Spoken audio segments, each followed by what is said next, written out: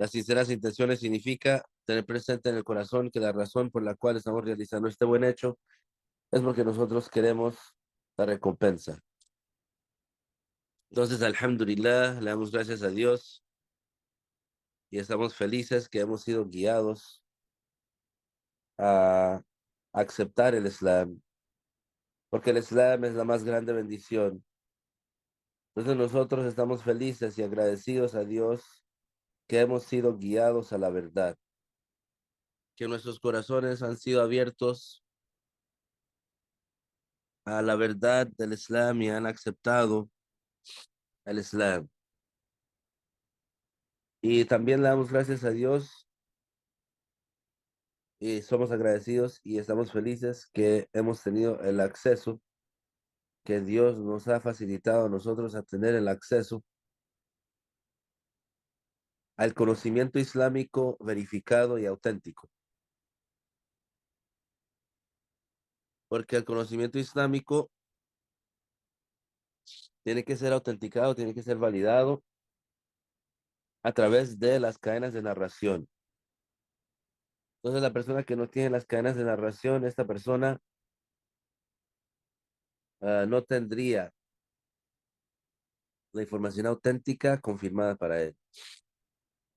Y es necesario tener la información auténtica confirmada para nosotros, para que nosotros podamos estar en un estado de certidumbre acerca de las enseñanzas del profeta sallallahu alaihi wasallam. Y específicamente hoy en día que hay tanto estafador y tanta confusión y mucha gente, por ejemplo, si sale una imagen o un video en internet o si sale un audio, la gente dice es real o no es real, es AI o no es AI. Entonces ahora en estos días, en esta época que nosotros estamos viviendo, mucha gente no tiene esa certidumbre, no tiene esa aseguranza, no tiene esa firmeza y confianza en lo que saben. Pero en el Islam, cuando nosotros tenemos las cadenas de narración auténticas y conectadas, entonces sí podemos tener la certidumbre que lo que nosotros sabemos es confirmado. Entonces, alhamdulillah, por eso es una gran bendición también, porque en una época y en un tiempo donde la oscuridad está prevalente, en una época y en un tiempo donde la ignorancia está por todos lados, en un tiempo y en una época donde mucha gente o muchas diferentes personas tienen acceso a una audiencia grande. Hay muchos habladores que hablan malinformación, que hablan desvianza. Hay muchos habladores que son corruptos y desviados. Entonces eso es una gran amenaza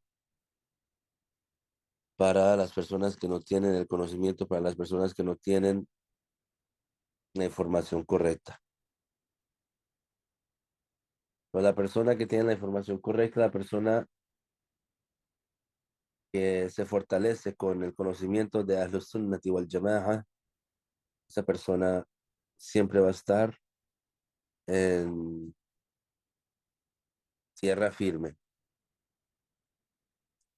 Vamos a continuar con nuestro tema, el conocimiento obligatorio del Islam. En este libro, que es un resumen del conocimiento obligatorio, es un libro muy beneficioso y hemos llegado al capítulo 4, el cual es limpiándose después de micción y defecación.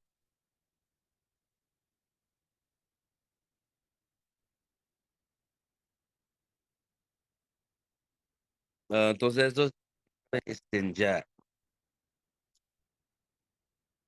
El istinja es el proceso de limpiarse, el proceso islámico de limpiarse después de orinar y después ah, eliminar lo que uno tiene en el cuerpo. Entonces, ¿eso qué nos demuestra? Eso nos demuestra que es parte de nuestra religión, es parte del Islam, tener la limpieza. Es parte del Islam ser higiénicos, ser personas limpias. Es parte del Islam la limpieza física y la limpieza espiritual. Eso nos demuestra y nos confirma también la veracidad del Islam, que nosotros como musulmanes estamos en la verdad, porque es parte de nuestra religión ser limpios.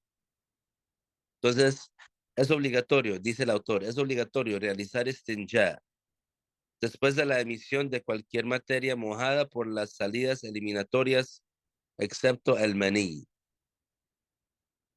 Eso significa que cualquier cosa que salga de la persona, cualquier cosa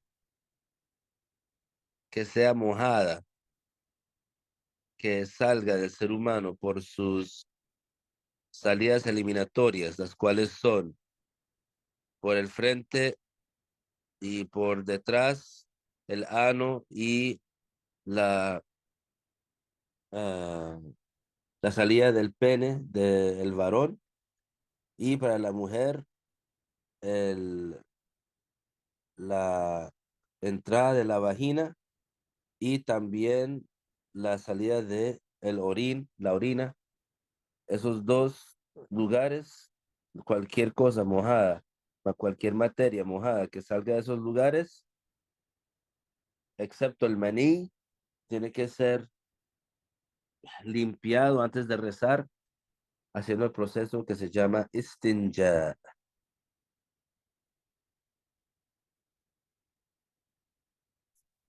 Y es un proceso de limpieza muy fácil. El istinja se hace dejando fluir el agua en la parte sucia hasta que esté pura, o limpiando el área sucia 3 veces o más hasta que el área esté limpia, aunque puede quedar un rastro que solo puede ser removido con agua, con un material desarraigador, puro, sólido e irrespetable como una piedra o un papel. Puede hacerse ya de esta manera aun cuando haya agua presente, siempre y cuando la suciedad najas mojada no se haya desplazado o no se haya secado antes de limpiarla. De otra forma, tiene que usarse agua. Entonces, para el ya tenemos opciones. Ah, en la situación normal tenemos la opción de usar agua, tenemos la opción de usar algo como papel higiénico o algo como una piedra. Es decir, algo que sea desarraigador, puro, sólido e irrespetable islámicamente. Entonces, cualquier materia que sea así, como una piedra o como papel higiénico, nosotros tenemos la opción de usar eso para limpiarnos. Entonces, si alguien va a usar el material,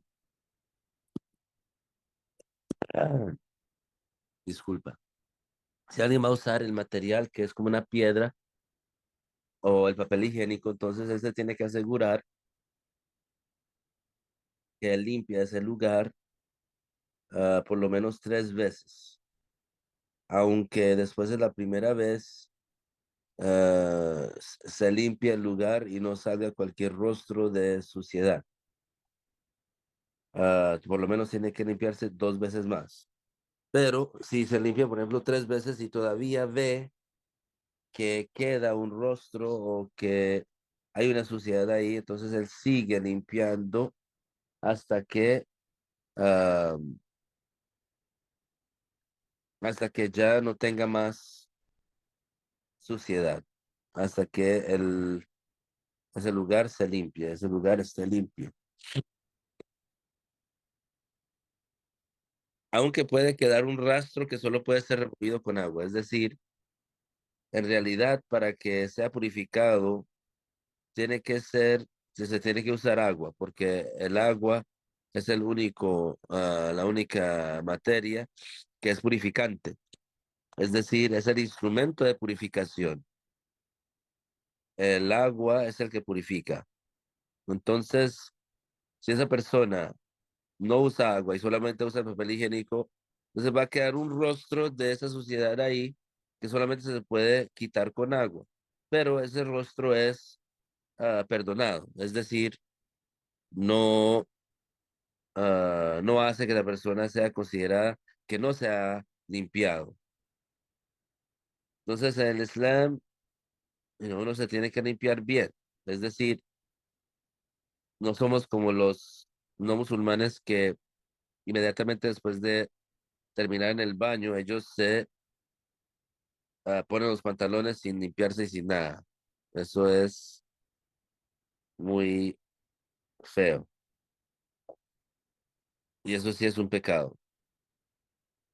Ahora, lo mejor, si uno solamente va a usar una o un tipo de instrumento, lo mejor es usar el agua, porque el agua es lo que purifica.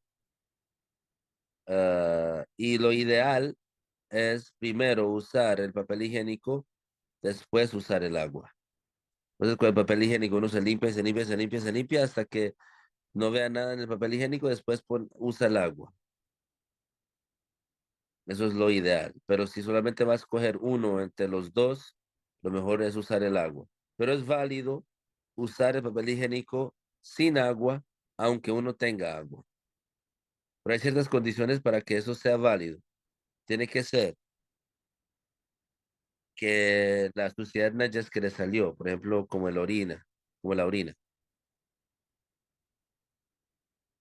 tiene que ser que no se haya desplazado. Es decir, que no se haya, ah, que no se haya, ah, que esa suciedad no alcanzara, por ejemplo, la parte aparente de las asentaderas que, que son aparentes cuando uno está parado. Entonces, es decir, cuando la persona se para, hay una cierta área de sus asentaderas que se cubren y una cierta parte de sus asentaderas que se pueden ver. Esas partes que se pueden ver, si por ejemplo la micción, si ah, o si el excremento después de que salga, por ejemplo, se alcanza a llegar a esa parte aparente de las asentaderas. Entonces, en ese caso no es suficiente solamente usar el papel higiénico, en este caso tiene que usar el agua porque se ha desplazado. Y también si el excremento o la orina se seca antes de limpiar. Entonces, si la persona se queda ahí sentada hasta que lo que le salió de uno se seca, entonces no es suficiente usar el papel higiénico, tiene que usar el agua. Entonces, es muy importante que la persona sepa cómo es que se debe limpiar.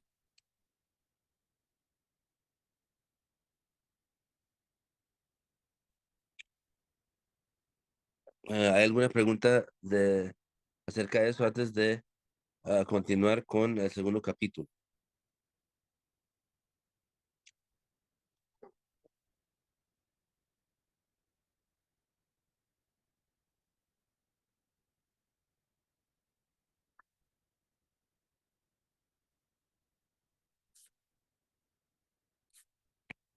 طيب, vamos a continuar, inshallah, el capítulo 5, el baño purificador, ghusl.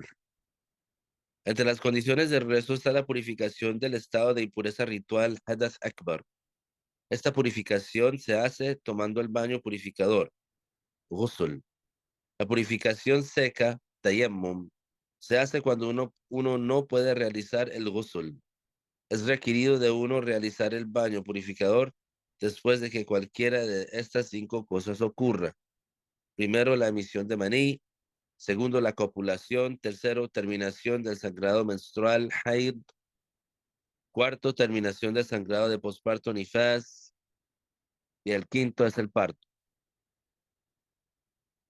Entonces, en el Islam hay algo que se llama el purificador, que es un tipo de lavar que ocurre que después de que ocurran cinco cosas, el ser humano, el musulmán, tiene que lavarse todo el cuerpo, se tiene que bañar todo el cuerpo con agua purificante antes de rezar y antes de, por ejemplo, hacer ciertos actos de adoración. Entonces, así, am, este capítulo se trata de eso, de saber cuáles son los asuntos que hacen que uno sea obligado a tomarse ese baño y cómo es que se realiza eso.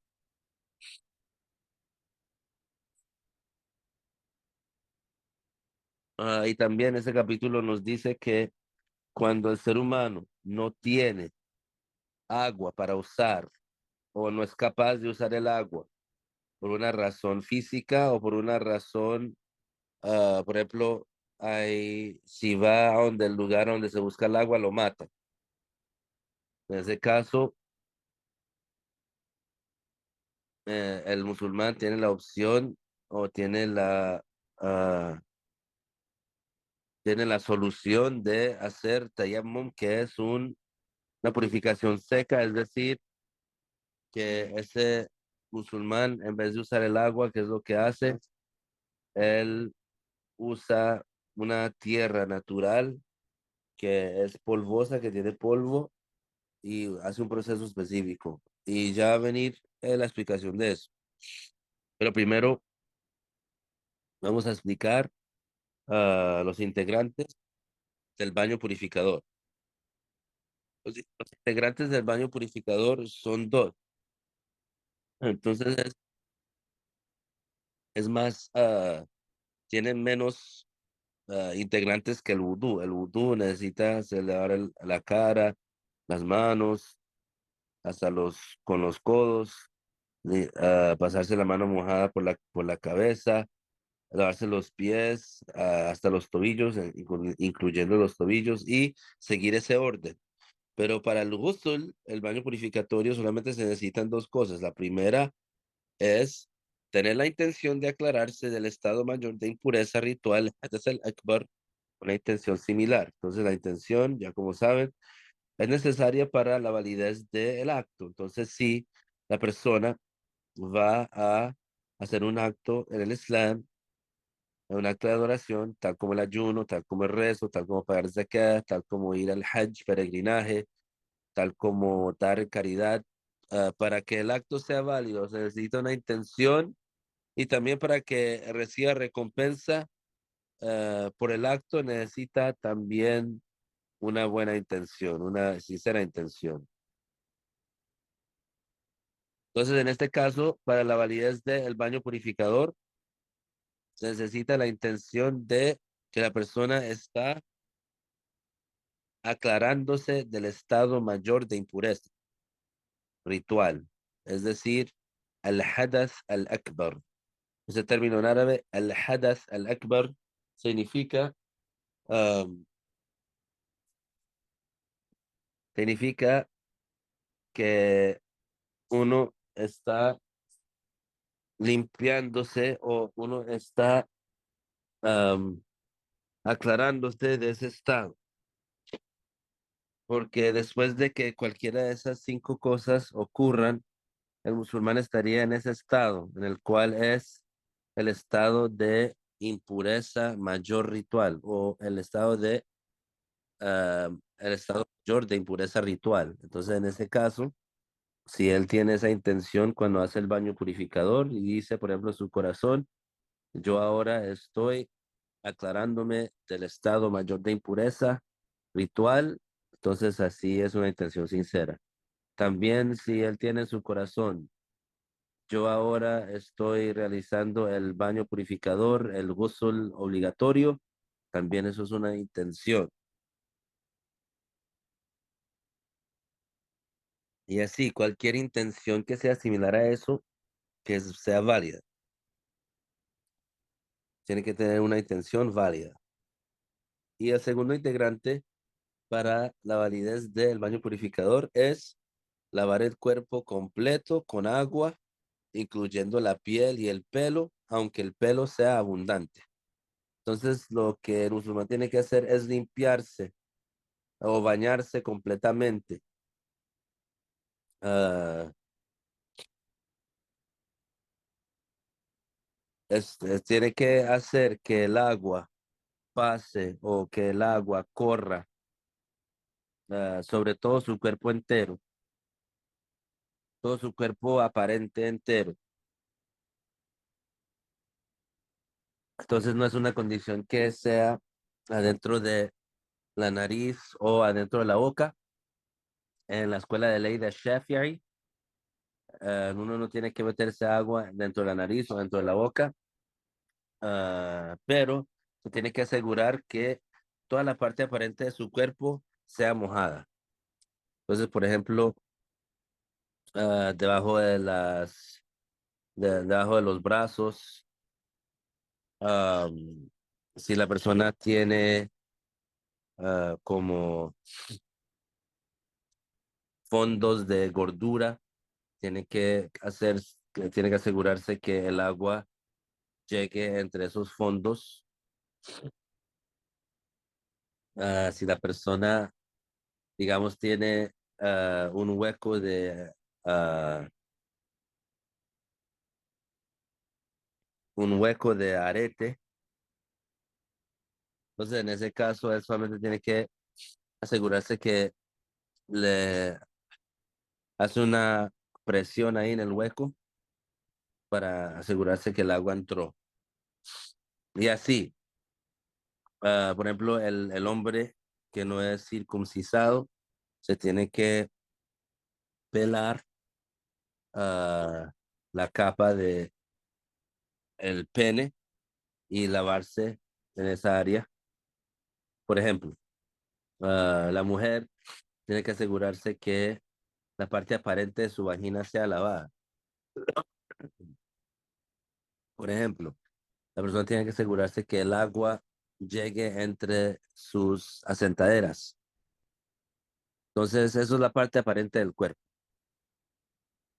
Y si la persona, por ejemplo, tiene mucho pelo, tiene pelo abundante, no es como el vudú, que en el vudú, si el hombre tiene una barba que es abundante y con ciertas condiciones, entonces él no es obligado a hacer que el agua llegue a el fondo de su piel, debajo de su barba.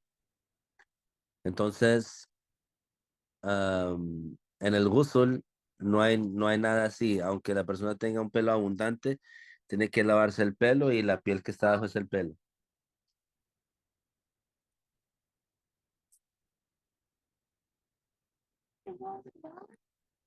Ahora vamos a hablar de las condiciones de la purificación, condiciones para la purificación Tahara.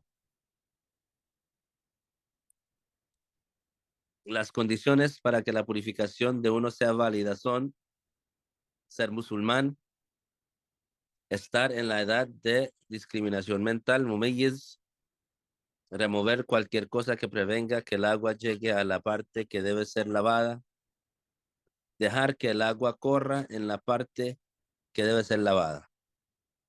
Entonces aquí estamos hablando de las condiciones para la validez ah, de la purificación, es decir, para que el vudú de uno sea válido, para que el ghusl de uno sea válido, hay ciertas condiciones que se tienen que cumplir.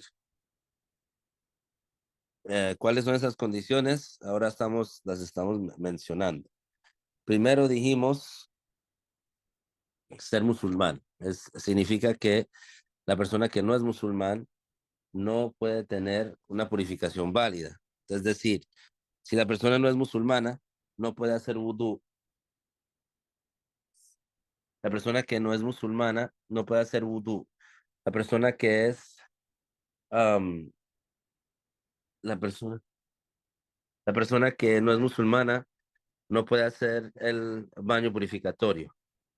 Entonces, porque es una condición para que la persona sea, para que la persona tenga una purificación válida, que sea musulmán. Si no es musulmán, no va a poder tener una purificación válida.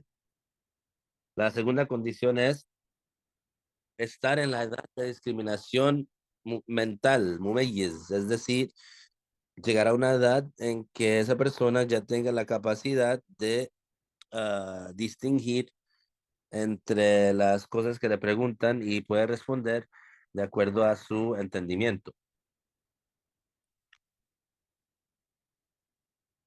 Por ejemplo, si uno le pregunta a un niño de 7 años, le pregunta, por ejemplo, ¿cuántas veces a la semana viene el rezo del Jumu'ah?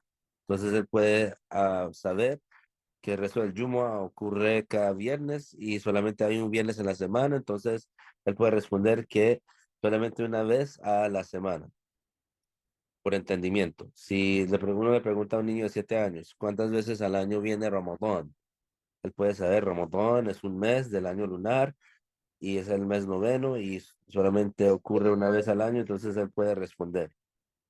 Eso se llama discriminación mental, mumeyes, tamyiz. Entonces, si la persona es de una edad que no tiene esa discriminación mental, tal como un niño de 3 años, de 4 años, que no tiene esa discriminación mental, ellos no son capaces de responder a preguntas basadas en su entendimiento. Ellos usualmente repiten información que ha sido ah, repetida a ellos. Entonces, por ejemplo, un niño de 3 años no puede tener un vudú válido, un niño de 3 años no puede tener un ghusl válido, etcétera, porque se necesita tener la discriminación mental para que la persona tenga una purificación válida. Después está mencionado remover cualquier cosa que prevenga que el agua llegue a la parte que debe ser lavada. Entonces, cuando uno se está lavando, cuando uno está haciendo el ghusl, cuando uno está haciendo el vudú, tiene que hacer que el agua llegue a la parte que tiene que ser lavada. Entonces, por ejemplo, en el vudú uno se tiene que lavar la cara, entonces uno tiene que asegurarse que no tenga nada en su cara que prevenga que el agua llegue a su piel. Entonces, si él tiene algo en su piel que es como que forma como una barrera y que no llegue el agua a su piel, entonces eso sería inválido. Eso no sería válido, ah, no sería considerado que él purificó esa parte. Entonces, hay ciertas cosas que la persona tiene que asegurarse que no las tiene en su piel, porque esas cosas forman una barrera física y previenen que el agua corra en la parte que debe ser lavada. Tal como ciertas pinturas, tal como cierto maquillaje que pone una barrera física. Entonces esas cosas se tienen que remover antes de hacer la purificación. También es una condición para la validez de la purificación dejar que el agua corra en la parte que debe ser lavada. Entonces, no es suficiente solamente, por ejemplo, mojarse la mano y pasarse la mano mojada. No, eso no es lavar, eso no se considera lavar. Tiene que ser que el agua corra sobre el órgano que debe ser lavado. Es decir, am, que el agua se mueva naturalmente, aunque sea una gota. Entonces, si hay una gota de agua, esa gota de agua, ¿qué va a hacer? Va a correr, entre comillas, va a moverse naturalmente. Eso es lo que es considerado lavar. También no es una condición para que sea considerado lavar que haga un charco de agua o que haga como una, o que haga como una, eh, que, ha- que haga mucho derrame de agua. No es una condición que ocurra mucho derrame de agua, no. Es suficiente gotas de agua que corren por su naturaleza. La quinta condición es usar agua purificante, es decir, agua que no haya cambiado por haber sido mezclada con algún material puro tóger, como leche o tinta, del cual el agua pueda ser fácilmente protegida. Entonces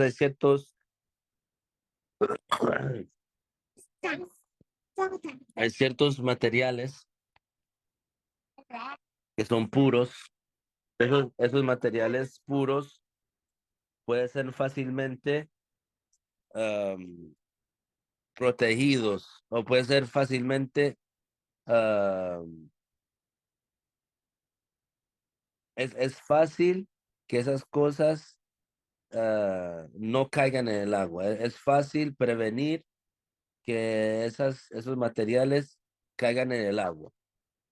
Entonces, digamos que nosotros tenemos, por ejemplo, ah, tenemos un contenedor de agua.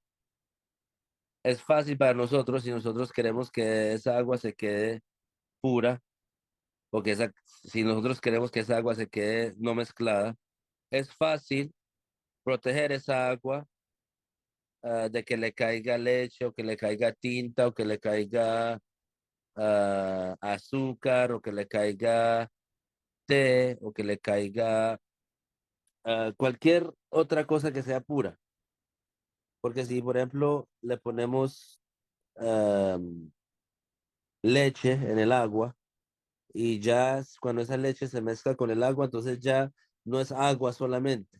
Entonces ya ahora ese líquido nuevo es, digamos, leche con agua, pero no sería agua solamente. Entonces no sería suficiente para usar ese líquido para hacer vudú o para hacer ghusl o para purificar un lugar que está contaminado con suciedad nejas.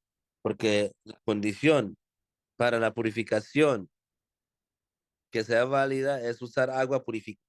Entonces, ¿qué es la agua purificante? Es la agua que es agua solamente, agua absoluta que no ha sido cambiada por cualquier materia natural, cualquier materia pura o por cualquier materia que sea sucia. Entonces, en el caso de si algo que es puro se mezcla con el agua y esa materia es fácil prevenir que entre en el agua, entonces en ese caso, ¿qué es lo que pasa? En ese caso, lo que pasa es que si esa agua es cambiada por esa materia, entonces en ese caso ya esa agua no puede ser usada. Esa agua no puede ser usada para hacer vudú o para hacer ghusl. Esa agua, por ejemplo, se puede usar para consumir o para cocinar o para cualquier otra cosa, pero no se puede usar para ah, hacer vudú o para hacer ghusl, para limpiar un lugar que ha sido contaminado con ah, suciedad najas. Después dijo el autor, si el agua cambia por su mezcla con algún material de tal manera que ya no es llamado agua, entonces no es válido usar esa agua para purificación. Sin embargo, si el agua cambia por su mezcla con materia que está en su lugar de origen o en su camino o lo parecido, de la cual esa agua no puede ser fácilmente protegida, entonces esto no afecta la propiedad purificante de esa agua. Entonces aquí lo que ocurre es que si la persona, por ejemplo, saca agua de un río y ese río tiene barro, mucho barro por dentro. Entonces, porque tiene mucho barro por dentro, ese río cambia de color. Entonces, ahora el color del río es un color, pues, un color como rojizo, digamos. Entonces, ese color o ese barro ha cambiado el estado natural de esa agua, es decir, porque el agua no es rojiza, naturalmente no es rojiza, el agua es clara, pero por su mezcla con esa materia natural, esa materia que es pura, que es el barro, ha cambiado de color. Entonces el agua sí ha cambiado. Pero en este caso, todavía se puede usar el agua para hacer vudú, todavía se puede usar el agua para hacer vudú y para hacer ghusl y para limpiar para purificar un lugar que ha sido contaminado con suciedad najas, porque ese cambio que ha ocurrido en el agua ha ocurrido con un material que es puro y que está en el lugar de origen o en el camino del agua. Entonces, en este caso, sería muy difícil evitar que ese barro se mezcle con el agua. Y entonces, como es difícil que ese barro, sí, como es difícil evitar que ese barro se mezcle con el agua, entonces el cambio que ese barro hace en el agua no es un cambio que afecta el estado de purificación o el estado de que esa agua purifique o que sea, podía ser usada para ghusl y para vudú y para purificar un lugar que ha sido contaminado con suciedad najas. Entonces, la diferencia entre la materia pura, que es fácilmente protegida de estar en el agua, y la materia pura, que no es fácilmente protegida de estar en el agua. Entonces, lo que estamos diciendo aquí es que si la materia pura, si es fácil evitar que esa materia pura entre en el agua y se mezcla con el agua y cambia el agua, entonces esa agua ya no puede ser usada para purificación. Si esa materia pura no es fácilmente protegida de estar en el agua y cambia el agua, entonces en ese caso esa agua todavía puede ser usada para la purificación.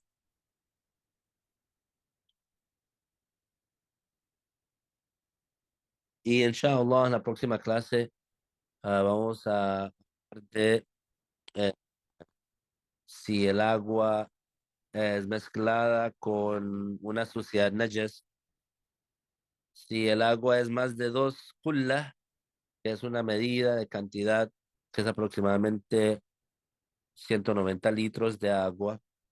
Si el agua fuera mucha, no debió haber cambiado ni siquiera ligeramente por su contacto con suciedad najas. Entonces digamos que hay un gran tanque de agua, más de 190 litros de agua, y cae, por ejemplo, una gota de orina en esa agua. Esa gota de orina no va a cambiar el color, ni el olor, ni el sabor de esa agua. Entonces esa agua todavía es pura y puede ser usada para hacer vudú, porque es una gran cantidad de agua, más 2 kullas o más. El 2 kullas es aproximadamente 191 litros de líquido, de agua. Pero si la cantidad de esa agua fue menos de 191 litros, aunque caiga una gota de orina y aunque esa gota de orina no cambie el agua, pero porque la cantidad del agua es poca, es menos de 2 kullas, entonces en ese caso, automáticamente, por tener contacto con una suciedad najas que no es perdonada, el agua se contamina y toda esa agua es juzgada como suciedad najas. Entonces, si el agua fuera menos de 2 kullas, suciedad najas que no es exenta, no debe haber tenido contacto con el agua aunque no la cambie. Además, el agua no debió haber sido usada antes para aclarar a alguien de una impureza ritual y no debió haber sido usada para remover una suciedad najas. Entonces, ah, si alguien hace vudú y el agua ah, que sale de su cuerpo cuando él hace vudú, si él junta esa agua, no la puede usar otra vez para hacer vudú. Tiene que usar otra agua porque esa agua ya fue usada. Y Allah Ta'ala lo sabe mejor. نهلل لا إله إلا الله اللهم صل على سيدنا محمد وعلى آله وصحبه وسلم ربي اغفر لي وللمؤمنين والمؤمنات وبارك الله فيكم السلام عليكم